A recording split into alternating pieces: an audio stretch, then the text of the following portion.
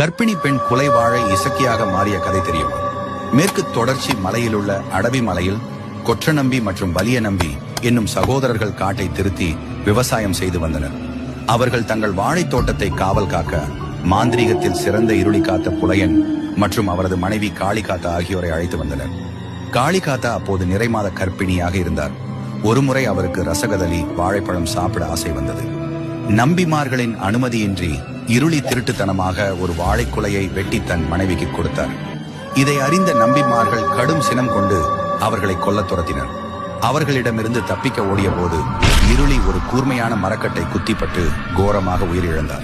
காளிகாத்தா இசக்கி அம்மன் கோவிலுக்குள் தஞ்சமடைந்தும் நம்பிமார்கள் அவரை விடவில்லை.